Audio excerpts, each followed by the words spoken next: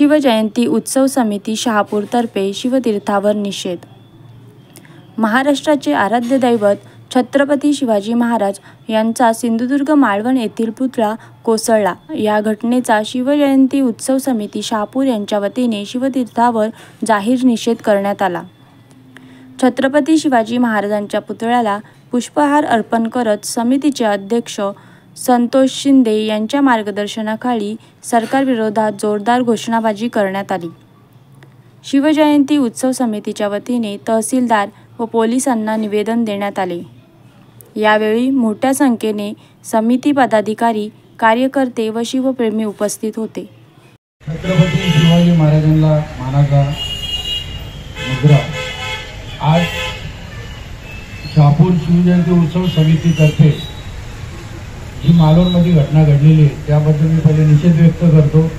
त्याचबरोबर जी काय मंडळी शिवजयंती उत्सव समिती आणि शिवभक्त सर्व जमा झाले त्यांच्या भावना आपण ऐकलेल्याच असतील।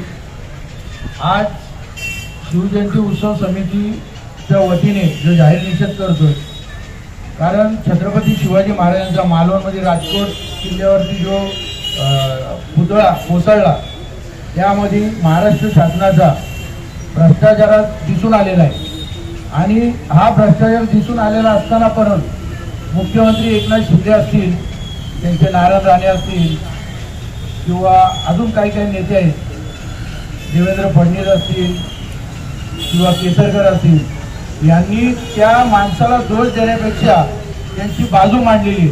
म्हणजे भ्रष्टाचाराला आळा घालायला सोडून या लोकांनी त्यांची बाजू मांडायला लागलेली आहे।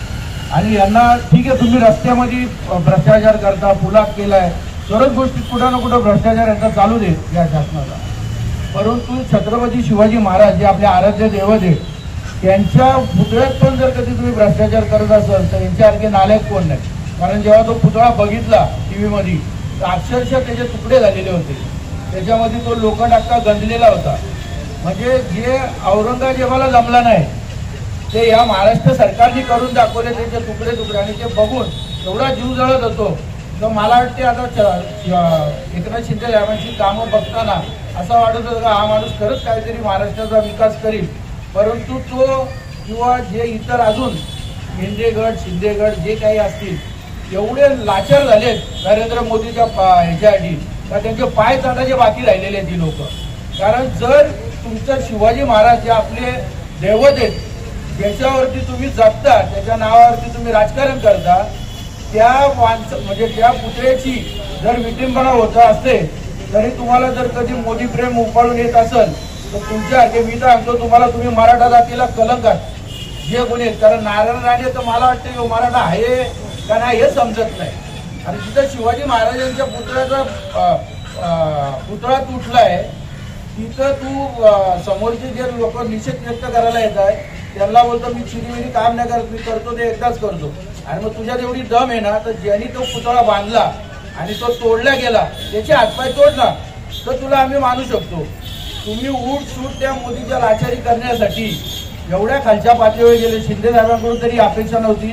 मी या वतीने या निषेध व्यक्त करतो, या वतीने शिंदे साहेबांना एकच आवाहन करतो तर साहेब आपली मराठ्यांची लाज राखा आणि कुठंतरी इमानदारीमध्ये तुम्ही या महाराष्ट्र सरकार तुम्हाला जर नसल काम करता येत तर तो सरकार सोडून द्या। कारण तुम्हाला जेव्हा बघताना आम्ही चांगली कामं करताना बघितले, पण एवढे लाचार होऊन त्या मोदीच्या खाली राहून काही उपयोग नाही। मग मी तर अजितदादाचा आभार मानतो का तो पक्षात राहून पण त्यांनी 13 कोटी महाराष्ट्रातील जनतेची माफी मागितली।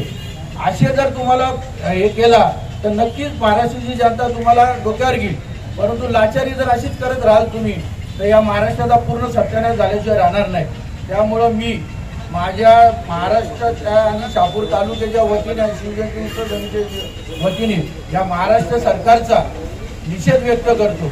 आणि ज्यांनी कोणी हे काम केलेलं असेल, जर सरकारला थोडी तरी लाज असेल तर त्यांनी या सर्व याची चौकशी करावी आणि जेवढे त्याच्यामध्ये हात मागले असतील त्या सर्व दोषींना कडक कारवाई करावी तर जेणेकरून परत अशा प्रकारे ही घटना घडू नये। जय हिंद, जय महाराष्ट्र।